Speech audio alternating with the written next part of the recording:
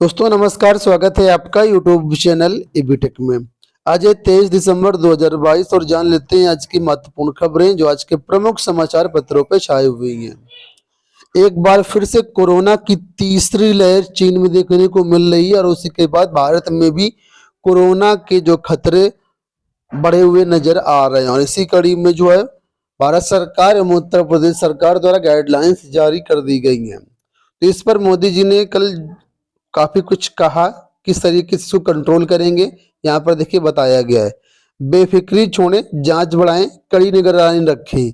Corona पर उच्च स्तरीय बैठक में बोले प्रधानमंत्री, दवाओं की उपलब्धता और कीमतों पर रखें नजर। तो चीन समेत दुनिया के कई देशों में कोरोना के तेजी से फैलते मामलों को देखते हुए प्रधानमंत्री नरेंद्र मोदी ने बेफिक्री की प्रति आगाह करते हुए सतर्कता बरतने की सलाह दी है।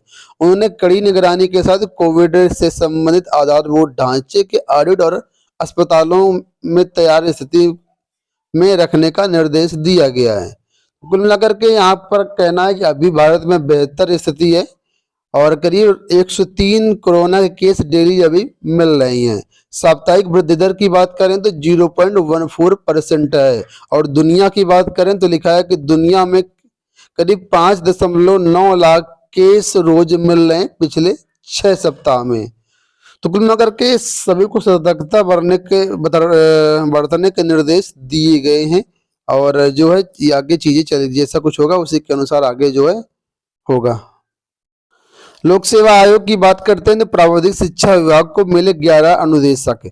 प्राविधिक शिक्षा विभाग को 11 नए कर्मशाला अनुदेशक मिल गए हैं। लोक सेवा आयोग ने कर्मशाला अनुदेशक, फिटिंग, प्लम्बरिंग के पदों पर सीधी भर्ती का अंतिम परिणाम जारी कर दिया है। तो जो भी अभ्यर्थी यहाँ पर सफल हो गए उन्हें सभी को बधाई। नाम यहाँ पर देख सकते हैं, बाकी जो फुल रिजल्ट है वो आपका जो है वो ऑफिशियल वेबसाइट पर अवेलेबल करवा दिया गया है। पुरानी पेंशन एवं आयकर सीमा में छूट को लेकर के यहाँ पर अपडेट है कि पुरानी पेंशन बहाली और आयकर सीमा 10 लाख करने की मांग है।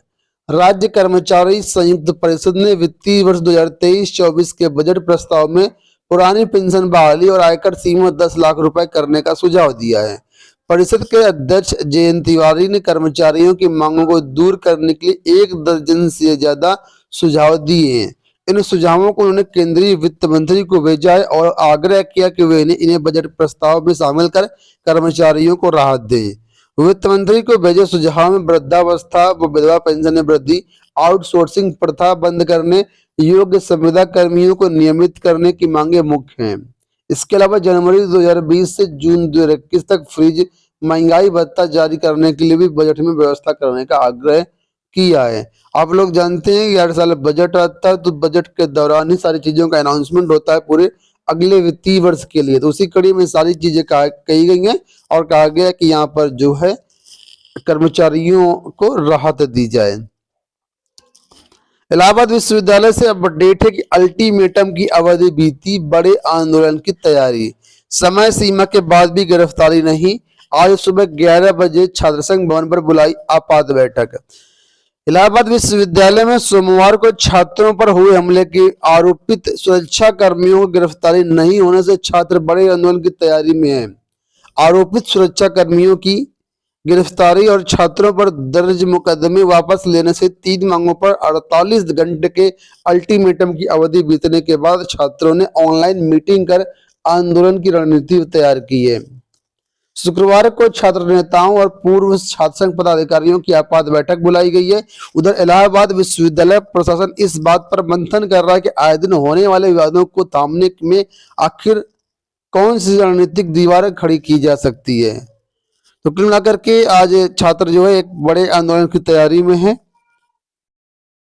बात कर लेते हैं एडेड जूनियर हाई स्कूल शिक्षक भर्ती को लेकर के। तो यहाँ पर एक बार फिर से अपडेट है कि यहाँ पर जो रिक्त पद मिले हैं उसमें अंतर है। ये अंतर काफी दिनों से आ रहा है, क्यों आ रहा है अभी इस वीडियो में बताएंगे। तो देखिए यहाँ पर बताया गया सहायता प्राप्त एडेड जूनियर हाई स्कूलों में शिक्षकों की भर्ती पहले बेसिक शिक्षा विभाग विभिन्न जिलों में रिक्त पदों के ब्यौरे का मिलान कर रहा है। इसी क्रम में लगभग 4 दर्जन जिलों के बीएससी से प्रधानाध्यापकों और शिक्षकों के रिक्त पदों का ब्यौरा मानकों के मुताबिक परीक्षण करके उपलब्ध कराने को कहा गया है। इसके बाद प्रधानाध्यापक के 390 और शिक्षकों के 1560 पदों पर भर्ती का कार्यक्रम जारी होगा। तो कुल 1897 पदों पर भर्ती हो रही। पिछले साल आर्थिक परीक्षा का संशोधित परिणाम बीते सितंबर में जारी हो चुका है। भर्ती प्रक्रिया को आगे बढ़ाने से पहले रिक्त पदों के ब्यौरे में कुछ भिन्नता सामने आई है। अधिकारियों के मुताबिक वर्ष 2020 में प्रधानाध्यापकों सहायक अध्यापकों का जो ब्यौरा मांगा गया था वो ब्यौरा आया। इसके बाद कई विद्यालय उच्चीकृत कर दिए गए और फिर वहां पर पदों का इधर उधर हो गया। तो कुल मिलाकर के जो पदों का ब्यौरा है वो पूरा कंप्लीट सत्यापन नहीं हो पा रहा है, कुछ पद कम पड़ रही हैं और यही कमी जो है इसको भर्ती को विलंब कर रही है। इसके साथ ही आपको बता दें कि एक मामला हाईकोर्ट में भी चल रहा है जूनियर को लेकर के। तो कल अभ्यर्थी निदेशालय गए थे, तो वहां पर जब इनसे वार्ता हुई तो निदेशालय के जो एडी साहब है उनकी तरफ सुझाव दिया गया कि अगर आप अभ्यर्थियों को जल्दी काम करवाना, जल्दी ज्वाइनिंग लेनी है तो चाहे तो हाईकोर्ट में एक पार्टी बन करके जा सकते हैं कि हमारा जल्द से जल्द रिजल्ट निकलवाया जाए। हालांकि ये प्रयास सरकार भी कर रही है कि जल्दी से जल्दी ये रिजल्ट आगे बढ़े कोर्ट में। हाँ, तो जब तक मामला कोर्ट में क्लियर नहीं होगा तब तक सुनने में आ रहा है कि रिजल्ट जारी नहीं होगा, मतलब ज्वाइनिंग आप लोगों की नहीं होगी। हालांकि आज भी अभ्यर्थी डायरेक्टर बेसिक मैम से मिलेंगे जाकर के और वहां पर जो कुछ भी अपने मुद्दा है वो पूरा बताएंगे। इसके बाद छात्रों अगली रणनीति पर काम करेंगे।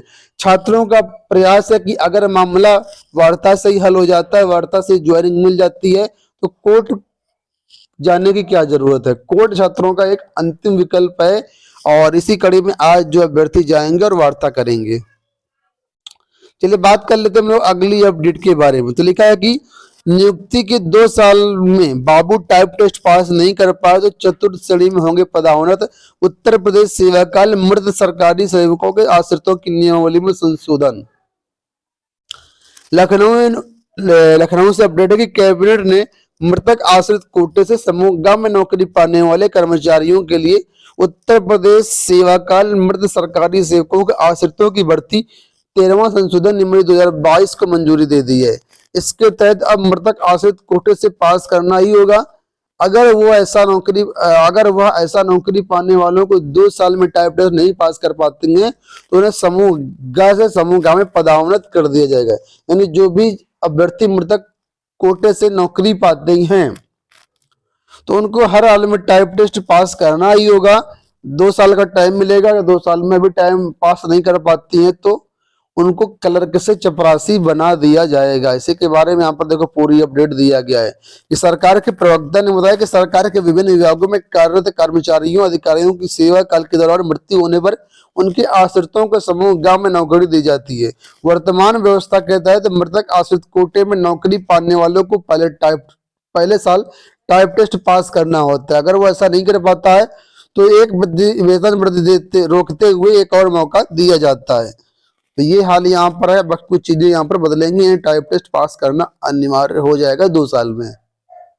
जेईई एडवांस कार्यक्रम जारी कर दिया गया। 4 जून को इसका पेपर होगा। रजिस्ट्रेशन 23 अप्रैल से शुरू होंगे। तो IIT, IISc बेंगलुरु और IISST, IISER में दाखिले के लिए जेईई एडवांस 2023 4 जून को करवाई जाएगी। IIT गुवाहाटी ने इसका शेड्यूल जारी कर दिया है। पहला पेपर सुबह 9 से 12 तक, दूसरा पेपर 2:30 से शाम 4:30 बजे तक होगा। जेईई मेन 2023 के मेरिट से करीब 2.5 लाख सफल उम्मीदवार इससे भाग ले पाएंगे। तो अगर इसके लिए आप फॉर्म 30 अप्रैल से भर पाएंगे। पूरा कार्यक्रम जारी कर दिया गया है। अगली अपडेट देखो है कि खेल प्रशिक्षक की नियुक्ति का रास्ता हो गया साफ। इलाहाबाद हाईकोर्ट ने राज्य सरकार को 21 सितंबर 2020 की नई खेल नीति के तहत आगे बढ़ने का निर्देश दिया है, लेकिन यह भी कहा गया कि याचिका के लंबित रहने के दौरान याचियों की सभी लाभों के साथ अंशकालिक खेल प्रशिक्षक के रूप में सेवा जारी रखी जाएगी।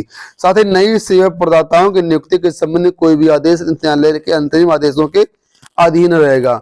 तो जो यहाँ पर रोक लगी थी वो रोक हट चुकी है। खेल प्रशिक्षक की नियुक्ति का रास्ता साफ हो गया है। बात कर लेते हैं अंतिम अपडेट के बारे में, लेखपाल रिजल्ट के बारे में। तो लेखपाल का जो रिजल्ट फिलहाल अभी नहीं आएगा। आपका जो रिजल्ट है अगले महीने यानी जनवरी 2023 में लेखपाल का जो रिजल्ट है वो जारी होगा। ठीक है, तो जो भी सूचनाएं मिलेगी चैनल के माध्यम से सारी अपडेट आपको दे दी जाएगी। फिलहाल दोस्तों इस वीडियो में इतना ही। धन्यवाद।